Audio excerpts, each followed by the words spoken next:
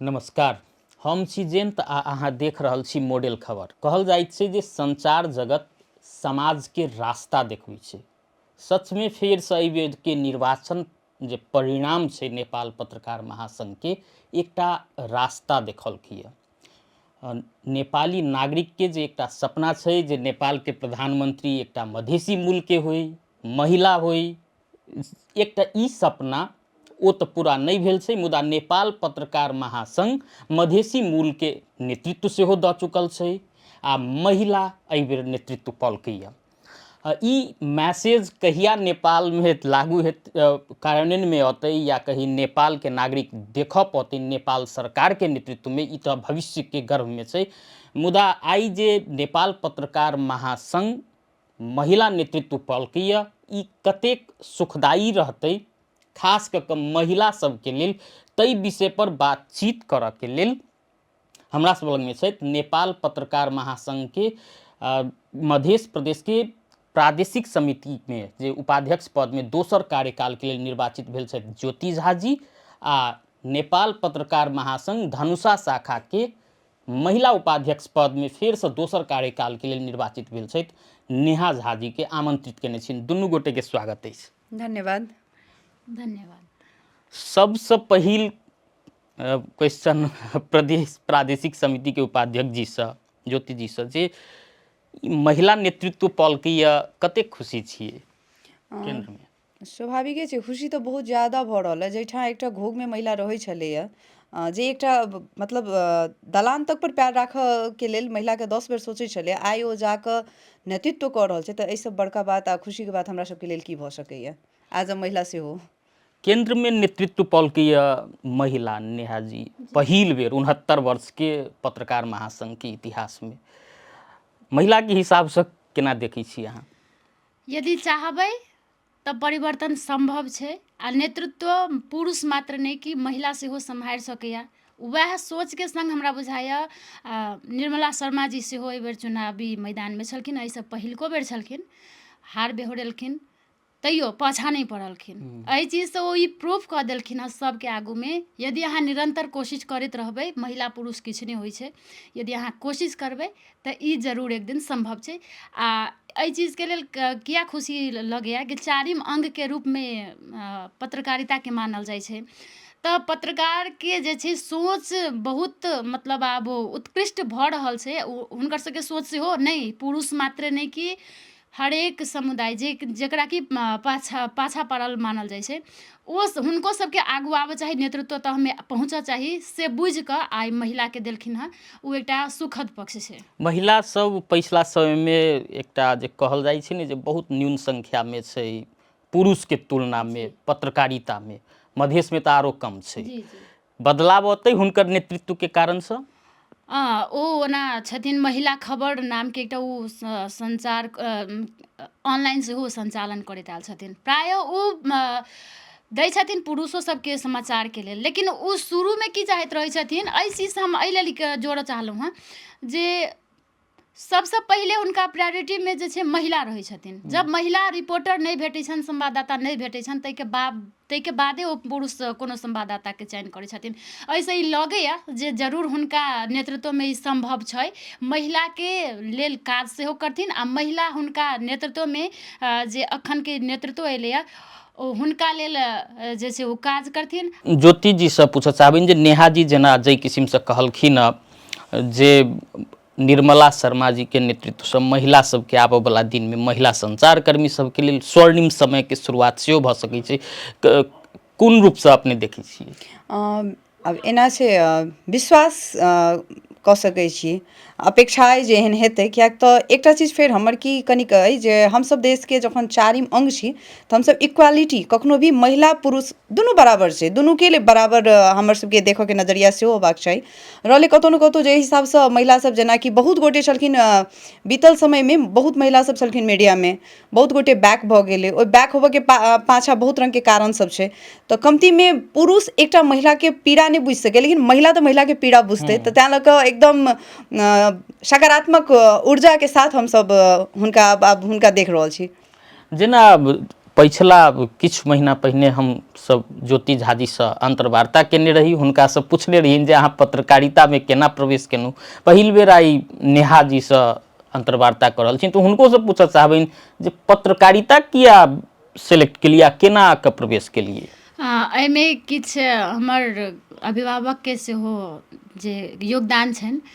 पापा राजनीतिसँ जे जुड़ल छलखिन तऽ हुनका कारणसँ जे छै हम मतलब 7-8 क्लाससँ रेडियो सुनऽके एकदम बेसी अथी, मतलब रेडियोमे फेर समाचार सुनऽसँ बहुत बेसी, चाहे BBC रहै, कान्तिपुर रहै, तहिया बहुत लोक स्पेशली लगबै जे कान्तिपुर बाजऽके लेल, तऽ ताहि हिसाबसँ फेर हम समाचारमे एक एकटा बात बुझल रहै छलैए। तऽ ओहि चीज सबसँ इंटरेस्ट अबिते अबिते पापाके योगदानसँ एक गोटे भाईजी छथिन, हुनका लग हमरा धेने रहथिन सीखऽ लेल, आ ताहिके बाद पत्रिका पढ़ऽके सेहो एकटा इंटरेस्ट रहै, ओ करिते करिते एलहुँ। आ ओहिके बाद लिखऽके क्षेत्रमे जे छै जे जयंत भाईजी एखन बैसल छथि तऽ ओ हमरा एकदम बेसी सहयोग केने छथि, सिखेने छथि। रेडियोमे बाजऽ लेल खासे दिक्कत नहि भेल, लिखऽवला क्षेत्रमे जहन सेतोपाटी.com में हम ज्वाइन भेल रही तऽ ओहिमे हमरा भाईजिएके योगदान छै। हम ई चीज हम खुलि कऽ बाजहु चाहब, जतऽ केने छथिन ततऽ बाजऽ पड़लै। तऽ ताहि दुआरे शुरूमे बाजऽ पर इंटरेस्ट रहै, ताहिके बाद लिखऽ प्रति इंटरेस्ट रहै। अखन हम फेर आबि कऽ किछु दिनसँ व्यक्तिगत पारिवारिक कारणसँ जे छै हम रेडियोमे मात्रे एखन सीमित छी, लिखऽवला काज किछु दिनसँ स्थगित केने छी। तऽ एना कऽ हमर शुरुआत भेल रहै। अखन अपने रेडियो नेपालमे कार्यरत छियै, जेना प्रवेशके बात केलिए, संघर्ष कते रही ओहि समयमे महिलाके लेल संचार कर्ममे टिकनाइ? एना रहे, मतलब हम ई तऽ हम देखलिए कथी, मतलब हम जे जतऽ ठाढ़ होइए ने तऽ मतलब कहबै तऽ खराबो लागि सकैए। ठाढ़ होइए तऽ हमरा बजबथिन नहि, मतलब एते मतलब हीनता बोध हुए अपनामे जे बेकार एहि लाइनमे एलिए, अन्य लाइनमे आयल रहिती तऽ सहीमे इज्जत होइते से कहि कऽ। अखन ओहे भाईजी सबके, ओहे अग्रज सबके देखै छी तऽ आगाँसँ आबि कऽ टोकै छथिन। शायद शुरूमे जे ई चीज केने रहितथिन ने तऽ हमरा जे टाइम लागल, अखन हम 10 वर्ष हमरा भेल, 10-11 वर्ष हम एहि लाइनमे छी। 3-4 वर्षसँ हम लिखऽवला क्षेत्रमे हम काज केलहुँ।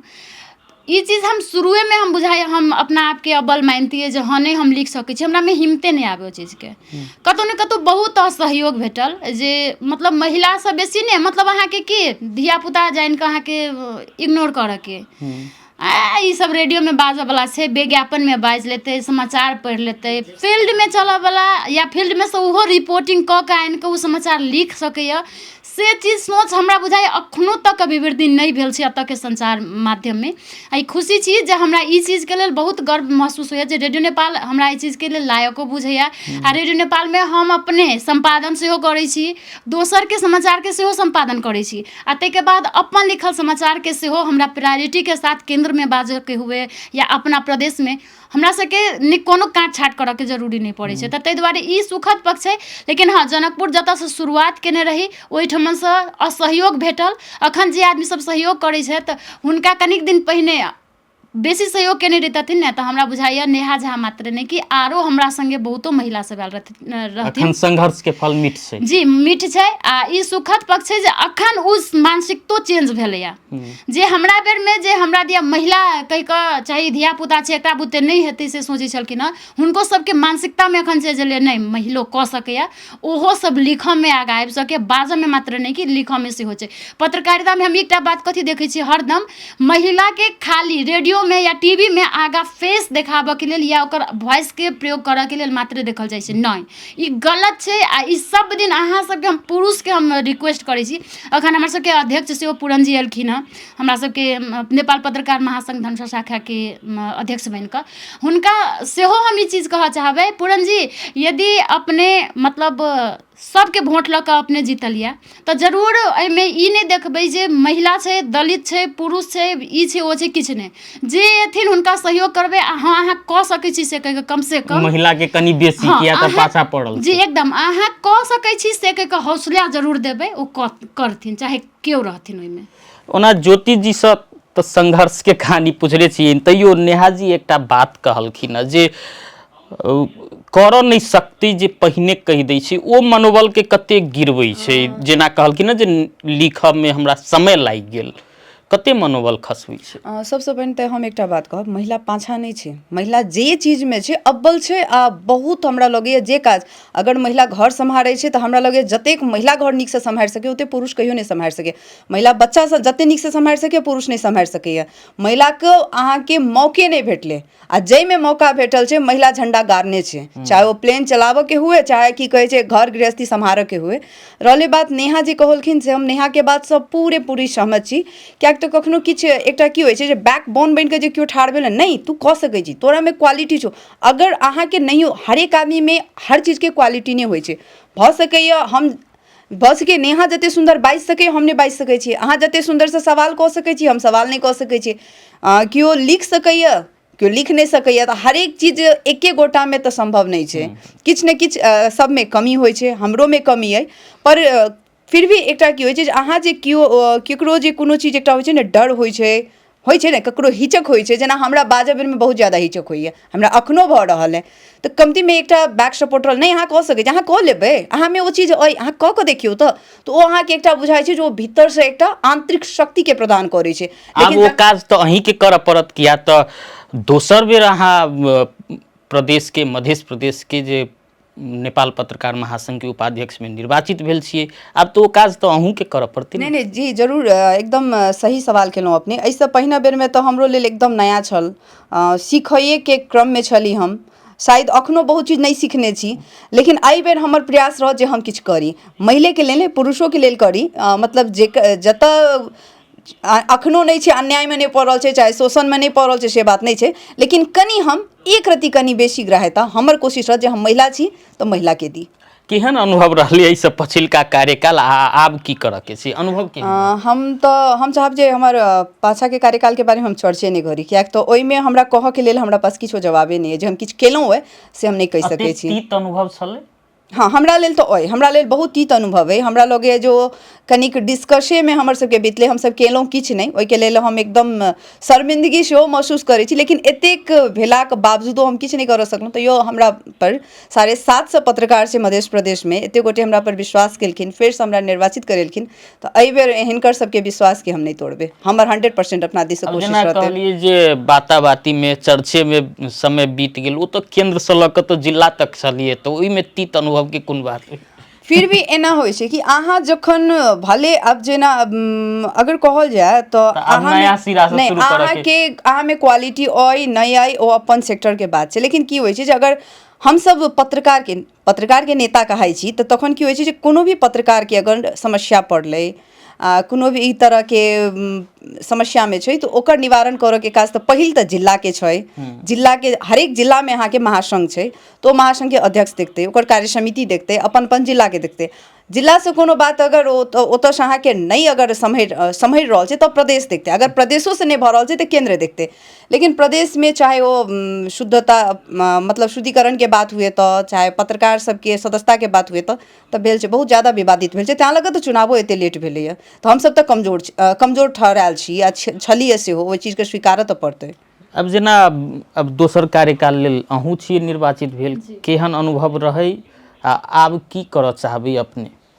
जी हमर अनुभव ज्योतिजीसँ जस्ट उल्टा छल। हमरा लेल नीके छल। हम एहिसँ पहिनहु महिला उपाध्यक्ष होबऽसँ पहिनहु हम सदस्यमे निर्वाचित छलहुँ। तऽ हमरा लेल सीखऽके मौका नहि छलै, हमरा लेल करहूके मौका छलै। तऽ जतऽ आब जेना हम शुरुआत ई लेल हम सीखऽके मौका जे एकटा सदस्यके रूपमे निर्वाचित भेल रहियै तऽ खासे ओतेक जिम्मेवारी नहि रहै छै। लेकिन महिलाके कहल जाइ छै ने, आब जेना अहाँ एंकरिंगे करऽ जेबै, यदि अहाँके स्वागत मंतव्य देबऽके अइ तऽ अहाँ लिख कऽ जाइ छियै नहि, एतेक तऽ कमसँ कम अपनामे कॉन्फिडेंस होबऽ पड़लै ने जे नहि हमरा जब पुरुष भऽ कऽ ओ बाजि सकै छथिन, हुनकामे गलत या नीक हेतै से सोचि कऽ नहि जाइ छथिन तऽ हम कैला नहि बाजि सकै छी। हम एहन कार्यक्रम सबमे हम भाग लेलहुँ, हमरा लेल हम उ सिखलहुँ हँ, लेकिन हमरा लेल फेरो सुखद पक्ष छै। किएक तऽ हम बजलियै तऽ हमरा देख कऽ जे अखनके भाय बहिन सब छथिन ओहो सब बुझथिन ने नेहा दीदी कऽ सकैए, चाहे नेहा कऽ सकैए, ज्योति दीदी कऽ सकैए, तऽ किएक नहि हम कऽ सकै छी। तऽ ताहि दुआरे हम हरदम ई बात कहितो रहै छी, जतेक मतलब हमरासँ जतेक जूनियर छथिन हुनका सब कहैत रहै छै, हमहूँ अहीं सब जकाँ छलियै, हमहूँ ककरो टोकै नहि छलियै या हमरो केओ टोकै नहि छलै। हम एकटा कोनामे जाकऽ कतहु जाइ छलियै तऽ शान्त भऽ कऽ बैसल रहै छलियै, रिपोर्ट केलहुँ आ चलि अबै छलियै यदि रिपोर्टिंगमे जाइ छलियै तऽ।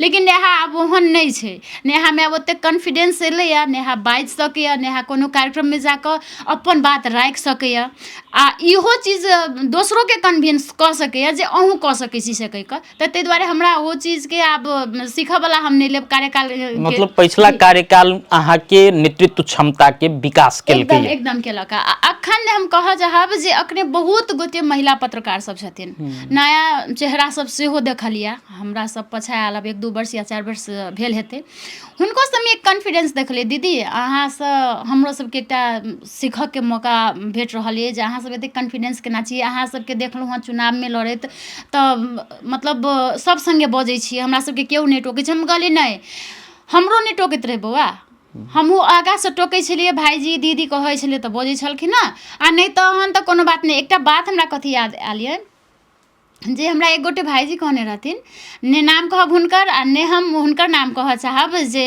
जिनका दिया ओ कहलखिन, हमरा कहलखिन ई तोरा जिन्दगीमे कहियो फोन नहि करतौ, तोरा फोन करऽ पड़तौ।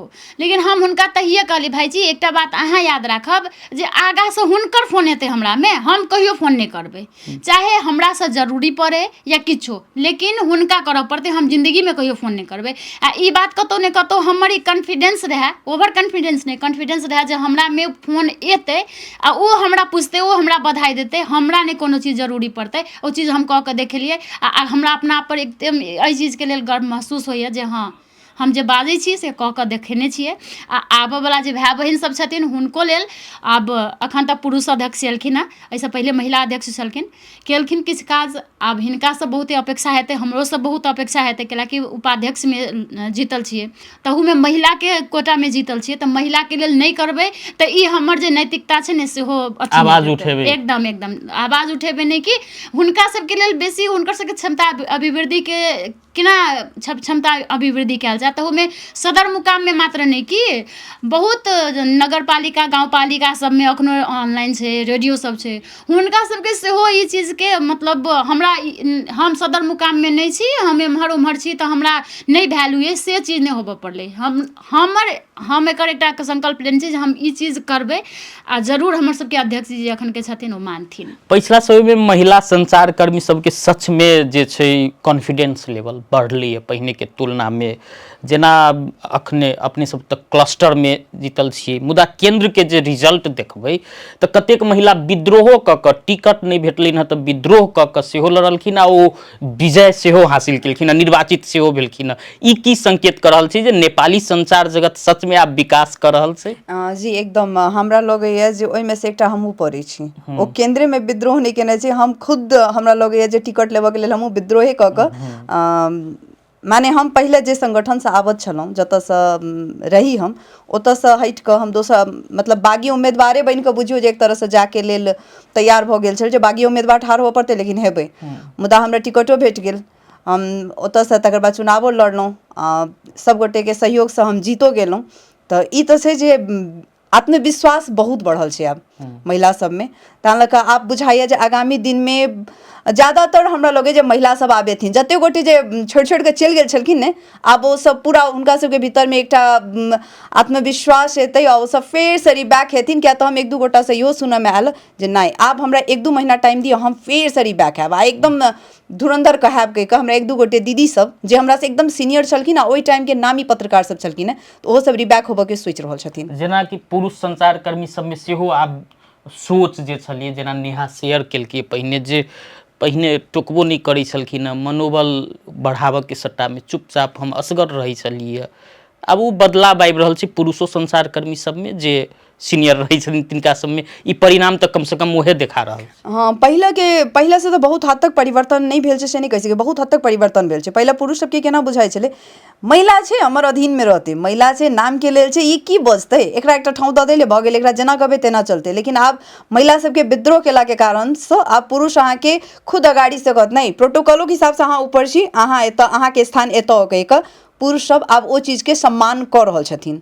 अब एकटा एज होल पत्रकारिता के विषय में सेहो प्रश्न, पिछला समय में संचारकर्मी सब पर एक निष्पक्षता पर सेहो प्रश्न उठै छै जे ई दलगत जे आबद्धता रहै छै, कहऽ लेल तऽ शुभेच्छुक संस्था, मुदा संचारकर्मी सब कार्यकर्ता बनि जाइ छथिन, तेहनो आरोप सामाजिक संजाल सब में देखैत हेबै। एहि के चीरऽ लेल की करक चाही? अपने सब नेतृत्व में छियै नेपाल पत्रकार महासंघ के, एहि के लेल की भूमिका निर्वाह करबाक चाही? जेना शुद्धिकरण अभियान चलाओल गेल छलै जे बढ़िया से सफल नहीं भेलै, ओ विवादित रहलै से आरोप छै। एहि बेर की जे शुद्धिकरण अभियान छै ताहि के जारी जे जिनकर सक्रियता नहीं रहै छै तिनका सबके की कयल जाय, की करक चाही महासंघ के?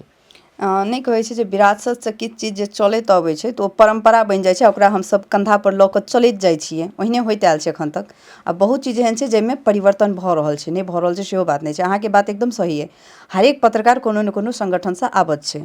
आ जखन शुद्धिकरणों के बात आयल रहै तऽ एहिठाम की भेल रहै, एहि संगठन से फलना आबद्ध छै तऽ एकर एनी हाउ जेना के हुए, सोर्स लगा के हुए, पैरवी लगा के हुए, एकर सदस्यता नहीं जायके चाही। जेना कि हम एकटा प्रश्न ओहिमे जोड़ने छलहुँ जे समाचार जे लिखै छथिन ओहूमे आस्था ककरो प्रति के गंध अबैत रहै छै, ओहि के रोकनाइ कते आवश्यक छै? रोकनाइ तऽ एकदमै जरूरी छै। देखियौ हमसब ओ अहाँके भातृ संगठन, हमसब शुभेच्छुक छियै, हमसब जुड़ल छियै कोनो संगठन से छियै, चुनाव लड़ै छियै, लेकिन ई चीज तऽ आनऽ पड़तै जे हमसब जतऽ से भी जे कऽ रहल छियै लेकिन इक्वालिटी आ एक नज़र से देखऽ पड़तै। चाहे मानू अगर हम जे भी संगठन से आबद्ध होई, जै संगठन से चुनाव लड़ने होई, अगर ओकर नेता गलत करतै तऽ हमरा गलत लिखऽ पड़तै, किया तऽ पत्रकार के काज छै लिखऽ के। शुद्धिकरणे के बात हेतै तऽ जे डिजर्विंग छै, जे रियल में पत्रकार छै ओकरा सबके सदस्यता देबऽ पड़तै, जे नहीं छै ओ भले हमरे संगठन के लोक रहतै ओकर विरोध में हम जेबै। जेना ABC जे होइ छै से पालन होबक चाही, एक्यूरेसी, बैलेंस आ क्रेडिबिलिटी, ई समाचार में कते महत्व रखै छै? एकदमे महत्व रखै छै, कियाक तऽ अखन अहाँ देखैत हेबै सामाजिक संजाल सब सेहो छै। यदि पत्रकारिता या पत्रकार के जे वैल्यू नहीं होइतै तऽ सब सामाजिक संजाल पर जते चीज अबै छै सब ओहिके भरोसा करितथिन, से नहीं होइ छै ने। अखनो की एक्यूरेट छै या एकर मतलब सही में ई सही छै कि नहीं से बुझऽ लेल अखनो लोक न्यूज के वेबसाइटे देखै छथिन, रेडियोए सुनै छथिन या टेलीविजन देखै छथिन। तऽ ताहि दुआरे एही से बुझियौ जे अखनो अहाँके जे छै पत्रकारिता किछु ने किछु एथिक्स पर चलि रहल छै, ताहि कारण। लेकिन हाँ, एथिक्स जरूर खतरा में जरूर छै। अहाँ जे कहलिए जे मतलब संगठन कोनो भी दलगत संगठन से जे आबद्ध रहै छथिन तऽ हुनका प्रति के आस्था रहै छै, ओ चीज के एकदम समाचार में नहीं आबक चाही, एकदम ध्यान राखऽ चाही कि जे अहाँ कोनो पार्टी से छियै या कोनो अहाँ, कियाक तऽ अहाँ जनता छियै, अहूँ जनता छियै, पत्रकार से पहिले अहाँ जनता छियै। भऽ सकै अहाँके कोनो नेता पसंद हैत या कोनो पार्टी पसंद हैत, एहिमे कोनो दू मत नहीं छै, सब छै। लेकिन ओ चीज अहाँके जे छै इमोशन छै ने से भीतर में राखऽ पड़त समाचार लिखऽ काल में। तहन ई नहीं आबऽ पड़लै जे नहीं ई हमरा पार्टी के नेता छथिन तऽ ई गलत करै छथिन तऽ हिनका बारे में केना लिखल जाय, हुनकर पॉजिटिव पक्ष मात्रे केना आनल जाय, नहीं। अहाँ जाबे तक नहीं लिखबै तऽ काल्हि भने अहाँ ओहि संस्था में से यदि कोनो मतभेद हो या निकलि जाइ छियै तऽ काल्हि फेर अहाँ हुनका दुसबै, लेकिन ओहिसँ पहिले तऽ ओ नेता के माथ चढ़ि गेल रहतै ने, चढ़ि बढ़ि कऽ रहतै ने, कहतै ई तऽ पत्रकार सब कथी छै, हमरा सबके संगठन में आबद्ध रहै छै तऽ हमर सबके विरुद्ध में नहीं जाए। तऽ अहाँ ओहन मतलब अहाँ चाटुकार नहीं बनियो ना, पत्रकार बनि कऽ रहियो, अपन जे इथिक्स छै से कायम रखियो। सब तर ई चीज छै ने, देशो विदेश में अहाँ देखैत हेबै सब विभिन्न न्यूज चैनल सब छै, BBC छै, अन्य चैनल सब छै, ओहिमे कनि काल देखैत रहै छी भारतीय न्यूज चैनल सबके आब जेना केओ सत्ता पक्ष में छै, अखन BJP छै तऽ BJP के बड़ाई में कहऽ लागल, नहीं ओहन नहीं होबे चाही। गोदी कम से कम अपने सब नेपाल में वही सब बचल छी अखनो तक कतौ ने कतौ अहाँ देखैत हेबै वेबसाइट सब में आस्था सबके छै सब प्रति, लेकिन ओ चीज अखनो तक न्यूज चैनल में नहीं आबि रहल छै। लेकिन मफसल के पत्रकार सब में कखनो ने कतौ ई देखल जाइ छै कि ओ चीज नहीं होबऽ पड़लै फेरो। जेना अब पिछला समय में जे मधेश के जे बात करबै पत्रकारिता, अब ई यावत समस्या सब छै, कारण सब छै, नीचा खसकलिए देखल जाइ छै कोरोना के बाद से खास कऽ कऽ। आब एहिके रीबैक करऽ लेल, रिबाउंस करऽ के लेल अहाँ नेतृत्व में पहुँचलिए, की कयल जाय तऽ ई रिबाउंस हेतै फेरसँ जे पहिने छलिए ओही अवस्था में घुरावऽ लेल?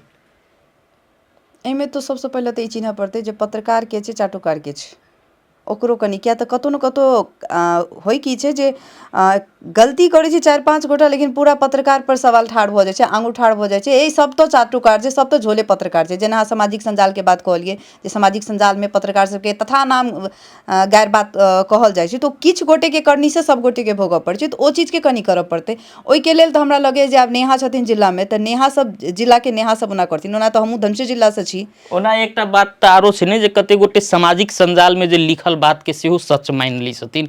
इहो एकटा जे सामाजिक संजाल एकटा बहुत बड़का मीडिया के रूप में विकास भऽ रहल छै, ई कतेक चुनौती छै अपना सब लेल? काज करऽ के लेल तऽ चुनौती छै, लेकिन लोक तैयो बुझि रहल छै ने, विश्वास तऽ नहि कऽ रहल छै। सामाजिक संजाल तऽ आब हमरा कतौ केना बुझाइत रहैए जे किछु गोटे तऽ मजाके बना देने छै। आब हम ओ दिन राति झूठ फूस के किछो लिख रहल छी तऽ ओकर कोनो अर्थे नहि छै।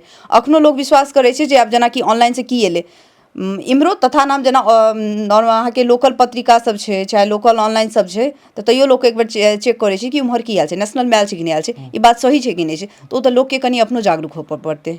अब जेना कोरोना के बाद में आर्थिक रूप में जे शिथिल पड़लै, ओना तऽ सब जगत शिथिल पड़लै, पत्रकारिता कनि बेसिए, किया तऽ राज्य के प्राथमिकता में पत्रकारिता, संचार जगत के संरक्षण कयल जाय से कहियो नहीं पड़लै। बोली में तऽ रहै छै जे प्रेस स्वतंत्रता के पक्ष में छी, प्रेस के रक्षा कयल जाय, से तऽ कहल जाइ छै नेता सबके मुँहसँ, लेकिन ओकर संरक्षण के लेल राज्य दिस से नहीं पहल होइ छै। ओकर पहल छाता संगठन जे तखन अपेक्षा बढ़ि जाइ छै, छाता संगठन से आर्थिक रूप से कमजोर पड़ि रहल छै संचारकर्मी सब, समय में सैलरी नहीं पबै छथिन।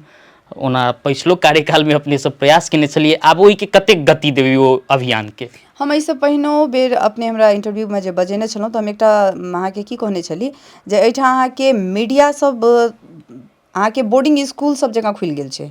जाहि गली में देखियौ मीडिया हाउस सब छै, लेकिन ओ नाम के लेल छै।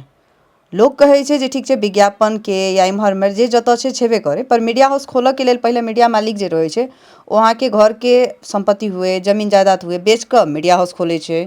शुरू में ओहि मीडिया हाउस के भजबै छै, बहुत छै एहन मीडिया हाउस सब, हम नाम नहीं लेबऽ चाहब। तकर बाद 2-4 टा अहाँके स्टाफ राखत, ओहिमे ओ कमात, ओकर जते लगानी रहै छै सबटा ऊपर कऽ लै छै। तकर बाद ओहिमे एकटा गाना बाजि रहल ओ ओहिना ओ जकथक अवस्था में पड़ल, ओहिके बाद कोनो चाइक नहीं रहै छै। नियमन करबै अहाँ सब एहि बेर? कोशिश रहतै। आब एके बेर हम ओहन वादा नहीं कऽ सकै छी जे हम ई करब ई करब, हम करैत जायब, शुरुआत तऽ करब, लेकिन नियमन के नहीं प्रयास एहि बेर कोशिश करब, एहि बेर करऽ के हमर पूरा पूरी कोशिश रहत। सबसँ पहिले तऽ सबसँ पहिलुका हमर तऽ ई रहत जे पहिले तऽ अपना कहै छै ने एकटा ठौर चाही रहऽ के लेल, जे प्रदेश के अहाँके नहीं छै, भवन नहीं छै। एहिसँ पहिनहो हमसब बजल छलियै लेकिन केलियै किछु नहीं, तऽ सबसँ पहिले तऽ एहि बेर कतौ एकटा ठौर चाही, जैसे कि काल्हि कतौ कोनो हेतै तऽ केओ तऽ एकटा आबो ने जे प्रदेश के भवन एतऽ छै कहिकऽ, पहिल कोशिश ओ रहत, तकर बाद ओहो सब जायत। अब जेना नेहा जी से अंतिम प्रश्न, तै पर से हमसब विदा लेब जे ई अपनहु दोसर कार्यकाल में निर्वाचित भेलिए, धनुषा के आम संचारकर्मी के लेल की रहतै अपने के योजना? खास में एहिसँ पहिलको बेरका जे हम निर्वाचित भेल रही तऽ तालीम सबके आयोजना भेल रहै। तालीम सबसँ किया हम तालीम पर बेसी जोर देलहुँ हँ, जे इथिक्स जरूरी छै जाननाइ, जे पत्रकारिता सही में की छै, आचार संहिता की छै, कतेक आचार संहिता के हमरा सबके पालन करनाइ जे महत्वपूर्ण छै। एहि चीज सब जे छै जखने ध्यान देबै ताहिके बादे पत्रकार आ पत्रकारिता दुनू सबल हेतै। जेना अखन कतौ जाइत हेबै तऽ अहाँ सब सुनैत हेबै आ देखतो हेबै सामाजिक संजाल पर राय छाइ रहै छै, कतौ दुर्व्यवहार भऽ गेल पत्रकार संगे, ई मीडिया तऽ अथी छै, मतलब ई कोनो पार्टी के छै। ई चीज सबसँ केना कऽ बचल जाय? जी आमू संचारकर्मी के बचऽ पड़लै। एकदम एकदम मीडिया खुलै छै, लेकिन ओकरा जे छै संचालक जे रहै छथिन ने, ओ सब 4 दीवार के भीतरे में रहऽ दै छथिन। फेरो किछु के रिपोर्टिंग में पठबै छथिन, किछु के भीतरे में रहऽ दै छथिन, ओ चीज नहीं होबऽ पड़लै। रिपोर्टिंगो में पठाबऽ वाला के तालीम के जरूरी छै, कियाक तऽ अहाँ तालीम जे नहीं देबै तऽ हुनका नहीं बुझल रहतै ने। ओ एकटा जे कहै छै ने 10-9 जब बच्चा जे भेल रहै छै नवजात शिशु, तऽ ओकरा तऽ हरेक चीज सिखबै छै, ताहिके बादे बुझै छै जे किनका सम्मान करऽके छै, किनका संगे केहन बात करऽके छै। तऽ तहिना पत्रकारितामे जब शुरुआतमे जे अबै छै तऽ नवजात शिशुए जकाँ रहै छथिन। हमसब अपने दिया कहै छी जे हाँ सबके नमस्ते तऽ करिए, लेकिन न्यूज लिखऽ कालमे या समाचार कोन मर्यादा क्रममे पहिले जेतै, कोन सबसँ नीचा जेतै, से नहीं बुझल रहै। ओ चीज सब नहीं बुझल रहै, मतलब दोसरसँ देखते देखते सिखलिए, सिखाबऽवला फेर केओ नहीं रहथिन। ई चीज सब जाननाइ एकदम जरूरी छै। यदि अपनामे ई चीज अहाँ नहीं अनबै, मीडियाके क्रेडिबिलिटी नहीं बढ़ेबै, जब अहाँके विश्वसनीयता नहीं रहतै, तऽ अहाँके संचार माध्यममे अयलासँ या संचारकर्मी कहेलासँ मात्रे नहीं हैत, वहाँ मात्रे ओतबे तक सीमित रहि जायब। ओहे अखनो तक सुनै छियै, दुख लगैत रहैया जे भत्ते पत्रकार, 500-1000 वाला पत्रकार, स्पॉन्सर कार्यक्रम के समाचार लिखऽ वाला पत्रकार, ई चीज सब क्लियर होबऽ पड़लै जे हाँ सही में ई समाचार जाय वाला छै या एकरा ई समाचार के बाइकआउट करऽ वाला छै, ई सब चीज होबऽ पड़लै। हाँ ओना एकटा तऽ विकास भेलिए ने इंटरनेशनल लेवल में, जे स्पॉन्सर समाचार के लिखल रही छै, ये स्पॉन्सर जी जी समाचार एकदम एकदम ई चीज। हाँ तऽ उहे हम कहलहुँ हँ जे भत्ता के कार्यक्रम छै ने, ओहू के दूसर नहीं पड़लै। पत्रकार के रहै छथिन एकदम अपशब्द सब यूज प्रयोग कऽ कऽ बजैत, ताहिके बाद जे छै हुनका सबके मोनमे एकटा रहै छै ई सब 500 वाला छै, 1000। कमसँ कम अहाँ सब अपन पत्रकारिता पेशामे जे संलग्न सहकर्मी सब छथिन ने, हुनका सम्मान करियौ। कि 500 लै छथिन या 1000 लै छथिन या 1500 लै छथिन, तऽ हुनकर ओ जे छै ने अधिकार अपने छै। के कहबाक तात्पर्य जे पत्रकार बीच एकताबद्ध भेनाइ अति आवश्यक छै। मतलब हाँ जी एकदम एते लज्जा बोध होइत रहैया जे हम देखै छियै ने, लिखल देखैत रहै छियै ने जे 500 वाला 1000 वाला, अहाँ सब की बुझबै? अहाँके ओहि लेल तऽ सबल बनाबऽ पड़लै ने, जे नेतृत्वमे जाइ छथिन। हम अपनो दिया कहै छी, हम नेतृत्वमे गेल छी तऽ हम सबल बनेबै ने, जे लोक हमरा नहि कहे 500 वाला पत्रकार, 1000 वाला पत्रकार। अहाँ ओ चीज सामाजिक संजालमे रखै छियै, एकटा पत्रकार दोसर पत्रकारके गरिया कऽ रखै छै, ओ चीज उचित नहीं छै ने। अहाँके जे दुख ये कोनो पीड़ा ये, उपराग ये, हुनका अपनामे आबि कऽ छलफल करू। हाँ लेकिन हम ई क्लियर करऽ चाहै छी जनता जनार्दनसँ सेहो, जे 500 या 1000 जे छै ने से ओ हुनकर अधिकार छै। कियाक तऽ अहाँके कोनो स्पॉन्सर न्यूज जे लिखत तऽ केओ अहाँके लेल कथी लेल जायत? सीधा बात, अहाँ स्पॉन्सर न्यूजके लेल जब अहाँके नहीं अथी कराबऽके अइ, न्यूजमे नहीं आनऽके अइ, अहाँ सामान्य कार्यक्रम करू, संपन्न करू। अहाँ पत्रकारके बजेबै तऽ बिना ट्रांसपोर्टेशनके ओ सब किया जेथिन? वो तो श्रमजीवी छथिन ने, वो केना, वो तो काज कऽ कऽ पाबऽ वाला। ओहो अखन के अवस्था में केहन छै, नेपाल के संदर्भ में कहबै तऽ एते खराब अवस्था छै जे सैलरी टाइम पर नहीं दै छै, काज करा लै छथिन एकदम आगाँ में, तऽ मजबूरी छै, देखाबऽ पड़ै छै आदमी के ए छी खुश छी। लेकिन कोनो भी पत्रकार संगे केओ जुड़ऽ नहीं चाहैत रहै छथिन, पारिवारिक रिलेशन के बात कहि रहल छी। कियाक तऽ हुनकर सबके आमदनी के स्रोत अन्य किछु सब नहीं मिलै छै, ताहि कारणसँ श्रमजीवी छथिन। तऽ हम तऽ रिक्वेस्ट करब कृपया कऽ कऽ ई भाषा जे अपने सबके ने 500 वाला 1000 वाला ई चीज अपने सब समेट लिअ। यदि अहाँ सब नहीं देबऽ चाहै छी, नहीं दियौ।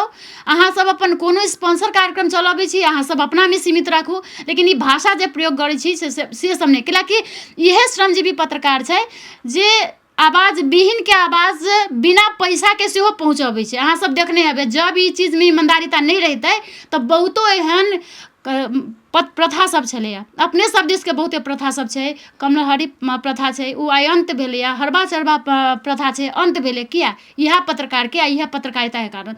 संघीयता एलैया जी, संघीयता एलैया ई सबके कारण। तऽ ई चीज अपने सब कंट्रोल करियौ। जब अहाँ सब इज्जत करबै तहने इज्जत हैत। अहाँ सब अपनामे, अहूमे हम ई रिक्वेस्ट करै छी किनकासँ, जे पेशागत जे लागल छथिन ने, पेशागत पत्रकारितामे जुड़ल छथिन, एक दोसर सहकर्मीके गरियाबऽके कोशिश नहीं करियौ, नीचा देखाबऽके कोशिश नहीं करियौ। मिल कऽ चलियौ। जे बड़ू पछुआएल छथिन पत्रकारितोमे, हुनका उठाबऽके कोशिश करियौ, नीचा देखाबऽके नहीं। आइ तक हमसब दोसर के आवाज उठबै छलहुँ, आइ हमर सबके आवाज नेतृत्व में पहुँचल छथि। नेहा जी उठेलथि हँ। अपनहु किछु कहऽ चाहबै जे नेहा जी के जतेक पीड़ा भड़ास आक्रोश कहि सकै छियै, कतेक सहमत छी हुनकर ई आक्रोशसँ? एकदम कियाक तऽ समाज के आईना पत्रकार के कहल जाइ छै, लेकिन पत्रकार के आईना के छै? समाज के समस्या पड़ै छै या कोनो तकलीफ होइ छै तऽ ओकर बातके हमसब तऽ पहुँचबै छी, लेकिन हमर सबके बातके बुझऽवला पहुँचाबऽवला कतहु केओ नहीं छै, जेकि परिवार हमरो सबके छै। अर्थ के हमरो सबके जरूरी छै। एहिठामसँ इम्हर सैलरी नहि भेटैत रहल, घर परिवारके सेहो देखऽके रहै छै, दुनियाके काम रहै छै, रातिमे 12 बजे दौड़ऽ पड़ै छै तऽ फेर पत्रकारे दौड़ै छै। तऽ हमरा सबके बुझऽवला तऽ ने राज्य छै ने समाज छै, तऽ ओ कनिक हमरो सबके बुझि देबऽ पड़लै जे हमहूँ सब मनुखे छी, हमहूँ सब इंसाने छी, हमरो सबके साथ चाही, हमरो सबके हरेक चीजके रहै छै ने जरूरी हमरो सबके पड़ैए, तऽ ओ कनि बुझऽ पड़लै। ई छलथि हँ ज्योति झा जी, जे नेपाल पत्रकार महासंघ मध्य प्रदेश के प्रादेशिक समिति के उपाध्यक्ष। संगे हमरा सब लग दोसर अतिथि छलथि हँ नेपाल पत्रकार महासंघ धनुषा शाखा के उपाध्यक्ष नेहा झा जी, जिनका संगे ई महिला नेतृत्व जे केंद्र में एला के बाद में तो आबऽ वाला दिन में की परिवर्तन अतै महिला सबके लेल, खास कऽ कऽ संगे मधेश के संचार जगत, धनुषा जिला के संचार जगत पर केंद्रित रहि कऽ बातचीत केलहुँ। फेरसँ नव विशिष्ट अतिथि के संग उपस्थित हेबे करब। ता धरि के लेल हम जयंत के जेबाक आज्ञा दिअ। नमस्कार।